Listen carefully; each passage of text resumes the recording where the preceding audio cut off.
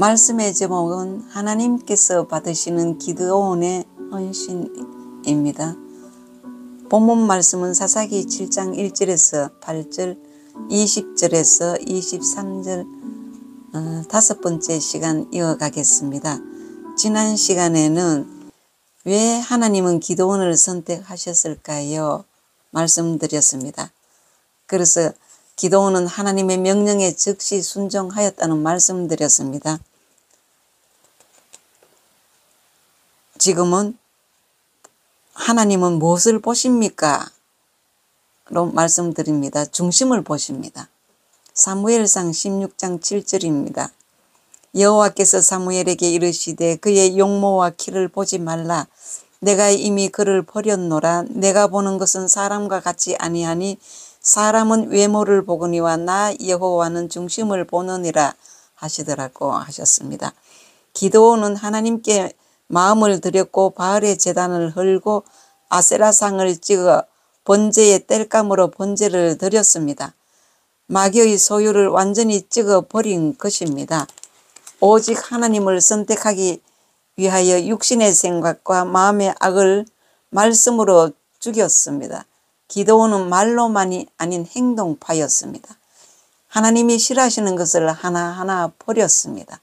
우리들도 기드온처럼 살아야 합니다. 내 것이 있어야 한다는 육신의 생각을 버리고 영의 생각을 선택해야 합니다. 내가 열심히 하는 것이 헌신이 아닙니다. 하나님이 쓰시기에 합당한 상태로 만들어지는 것이 헌신입니다. 마태복음 16장 24절입니다.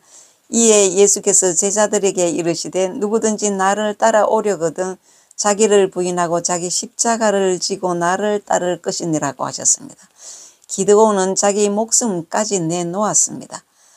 하나님의 약속의 말씀을 믿고 겁없이 가감하게 하나님의 뜻을 이루어 갔습니다.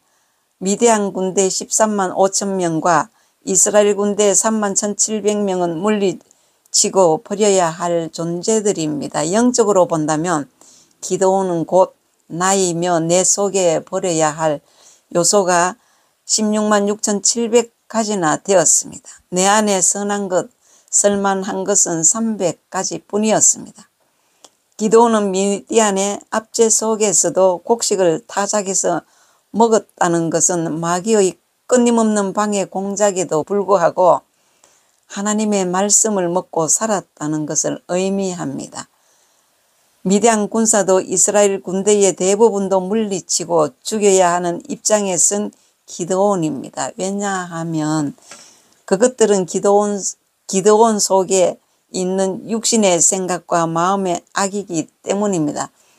미디안과 싸우기 위한 도구와 방법이 있습니다. 사사기 7장 20절입니다.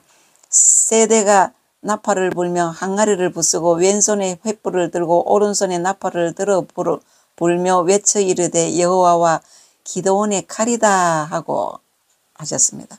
해결 방법은 헌신 드리는 방법인데 준비될 것은 헌신의 도구들입니다. 나팔은 불다. 나팔의 의미는 말씀이 100% 충만했다는 뜻입니다. 나팔은 강력한 힘과 용기를 발산하는 방법입니다. 바로 신앙 고백이죠. 경고의 나팔, 행동의 나팔도 됩니다만 말씀과 찬송의 나팔이 100%였습니다. 그 다음 빈 항아리를 깨닫는 것은 비우고 하는 것이 마음입니다. 마음 속에 말씀이 아닌 다른 것이 가득 찼다는 뜻입니다. 빈 항아리는 깨고 부수라. 이제 기드온의 마음에 말씀이 있습니다. 깼다는 것은 마음의 악을 깨버렸다는 것이 말씀이 마음에 충만했다는 뜻입니다. 마음의 3요소가 무엇입니까? 지식의 집단입니다. 지식의 집단은 지정의입니다. 지식, 감정, 의지는 23개의 기능으로 되어 있습니다. 하나님이 최초 우리 마음에 넣어두신 것입니다. 말씀이 마음에 100% 되는 상태를 말합니다. 마태복음 5장 3절에 텅 빈 상태입니다. 심령이 가난한, 마음이 가난, 하나님의 일을 하기 위해서 마음을 비워야 합니다. 육신의 생각과 마음의 악을 죽이고 말씀으로 채워야 합니다. 그 다음 횃불을 들다입니다. 성령의 인도입니다. 횃불은 마음이 새롭게 되는 과정입니다. 삼위 하나님의 인도, 성부, 성자, 성령의 충만한 인도입니다. 충만한 수 100%입니다. 기도원의 300명 용사의 의미는 기도원의 마음이 성령 충만한 자가 되었다는 뜻입니다. 나팔은 말씀이 100%가 되고 마음이 100%가 되고 성령 충만이 100%가 되었으므로 기도원의 300명 용사입니다. 이 위의 세 가지가 충만하게 되었다는 뜻입니다. 충만할 때 하나님께서 들어서십니다. 바로 새 사람이 됩니다. 나팔을 준비하자. 그 말씀은 전도 말씀 선포입니다. 마음을 비우자 말씀 채우기입니다. 성령의 인도를 받자는 성령의 인도 그리하면 새 사람이 됩니다. 새 부대가 됩니다. 에베소서 4장 22절에서 24절 보겠습니다. 너희는 유혹의 욕심을 따라 썩어져 가는 구습을 따르는 옛사람을 벗어버리고 오직 너희의 심령이 새롭게 되어 하나님을 따라 의와 진리의 거룩함으로 지으심을 받은 새 사람을 입으라 입니다. 옛사람은 항아리를 깨끗게 버리고 새 사람을 입어야 합니다. 이스라엘이 미디안을 물리치고 죽이고 승리했다는 것은 우리가 마음의 악과 육신의 생각을 죽이고 새 사람이 되었다는 얘기입니다. 다윗, 마리아, 기드온이 준비된 사람으로 하나님께 쓰임 받은 것은 그들이 말씀이 담겨지는 순간에 순종하여 행동했기 때문입니다. 헌신이란 항상 하나님께서 들어서시기에 편하도록 만들어지는 것이며 하나님께 드려지는 것입니다.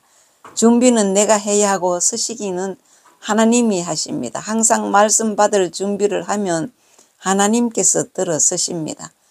하나님은 깨끗한 그릇을 들어서십니다.